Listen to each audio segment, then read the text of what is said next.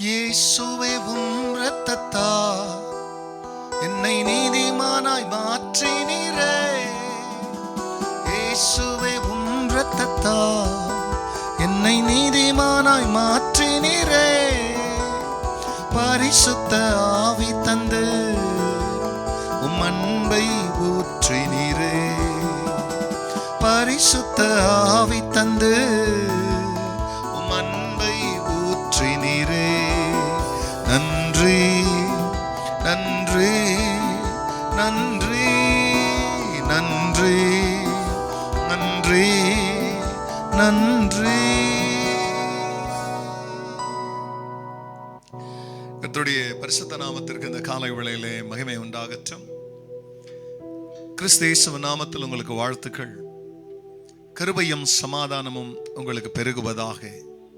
அன்பானவர்களே, இதோ இந்த நாளிலேயும் நாம் கேட்க போகிறதான வசனமானது தானியேல் தீர்க்கதரிசன புஸ்தகத்தில் 9ஆம் அதிகாரத்தில் 27ஆம் வசனத்தினுடைய மேல் பகுதி மட்டும்.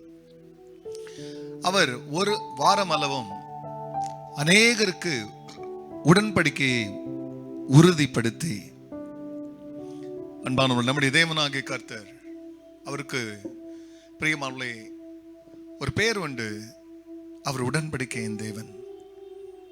உண்மையை காக்கிறதை உறுதிப்படுத்துவதற்கு அவர் ஏற்படுத்துகிற ஏற்பாடுகளுக்கு பேர் உடன்படிக்கை.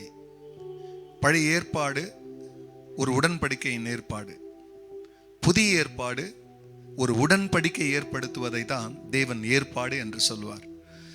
அப்போ நமது ஆண்டவர் தமது பிள்ளைகளை அவர் ஆசீர்வதிக்கிற வாக்குறுதிகளை கொடுக்கும் பொழுது அந்த வாக்குறுதியை உறுதிப்படுத்துவதற்கு தேவனாகிய கர்த்தர் ஒரு பழுதற்ற பாவமில்லாத ஒரு ஆட்டுக்குட்டியை அல்லது ஒரு ஆட்டை தேவன் பலி செலுத்தி தாம் சொன்ன வார்த்தையை நிறைவேற்ற போகிறதற்கு அந்த பாவமில்லாத அந்த ஆட்டினுடைய இரத்தத்தை தேவன் சாட்சிய வைப்பார்.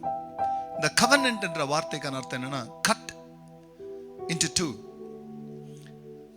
அதை பிரியமானவர்களே, ஒரு கட் அசண்டா, அதை இரண்டாக பிரிக்கிறது. அப்படி தேவன் தாம் பிள்ளைகளுக்கு எங்கெல்லாம் உடன்படிக்கை ஏற்படுத்தினாரோ அந்த உடன்படிக்கையை காக்கிறதற்கு ஒரு மிருகத்தை மரிக்க வைத்தார்.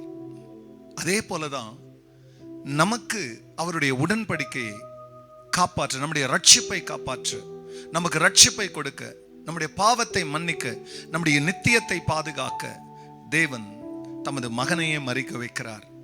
இங்கே தானியேல் புஸ்தகத்தில் பாழான அருவருப்பை கொண்டு வர போகிறவன் காணிக்கைகளையும் பலிகளையும் ஓய பண்ணுகிறதற்கு ஒரு காலத்தை தேவன் செட் பண்றார். அந்த காலத்துக்கு பிரியமான காலத்திற்குள்ளாக எப்படி பொல்லாத காரியங்கள் கூட நடந்து ஏறி முடியணுன்றதுக்கு தேவன் உடன்படிக்கை அங்கே உறுதிப்படுத்துவார். அநேக சமயத்தில் தன் சொந்த உபவாசத்தை, சொந்த ஜெபத்தை, பிரியமல்ல தன் சுய பலத்தை நம்புற நிறைய பேர் தேவனுடைய உடன்படிக்கைக்கு அவருடைய கண்கள் திறக்கப்படாமல் இருக்கிறது.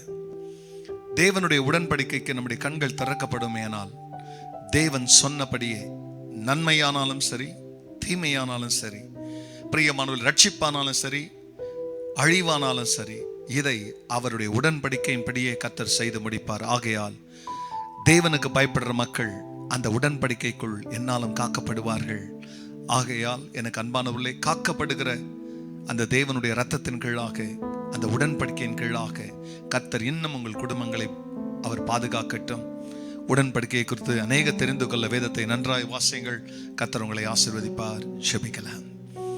பரிசுத்தரே, உங்க நாமம் மகிமை அடையட்டும். ஆமாண்டவரே, நீர் உடன்படிக்கைகளை உறுதிப்படுத்துகிற தேவன். எங்கள் தகப்பனாகிய ஆபிரகாமோடு உடன்படிக்கை பண்ணினீர், நோவோடு உடன்படிக்கை பண்ணினீர், தாவீதோடு உடன்படிக்கை பண்ணினீர். வேதத்தில் ஆண்டவரே, ஆண்டவராக இயேசு கிறிஸ்து ஆண்டவரே, நீர் எங்களோடு உடன்படிக்கை பண்ணினீர். அப்படி ஆண்டவரே, எங்கள் உடன்படிக்கையை காக்கிற தேவன் தானியேலுக்கு வெளிப்படுத்தின வெளிப்படுத்தலின்படியே நீர் உமது உடன்படிக்கையை கடைசி காலங்களிலே காக்கும்படி அதை உறுதிப்படுத்துகிறவர். ஆகையால் உமது உடன்படிக்கையின்படியே தமது ஜனத்தை கர்த்தர் காத்தருளும். தீமை நின்று தீயவனுடைய கையிலிருந்து, பொல்லாதவர்களுடைய கரத்திலிருந்து கர்த்தர் அப்படி செய்கிறதற்காய் நன்றி. எல்லா மகிமையும் கர்த்தர் நேரிடும். மீட்பர் இயேசுவின் நாமத்தில் வேண்டிக் கொள்கிறேன் பிதாவே. ஆமென், ஆமென். இயேசுவே உம் இரத்தத்தால் என்னை நீதிமானாய் மாற்றினீரே. God bless you church. Have a blessed day. மறக்காதபடிக்கு நீங்க பெற்ற ஆசீர்வாதங்களை மற்றவர்களோடு கூட பகிர்ந்து கொள்ளுங்க. அவங்களையும் சப்ஸ்கிரைப் பண்ண சொல்லி எங்க சர்ச்சின் வழியா வருகிற ஒவ்வொரு செய்திகளையும் கண்டு நீங்கள் ஆசீர்வதிக்கப்படுங்கள். உங்களுக்காக நாங்கள் தொடர்ந்து ஜெபித்துக் கொள்வோம். கர்த்தர் உங்களை ஆசீர்வதிப்பார். ஆமென்.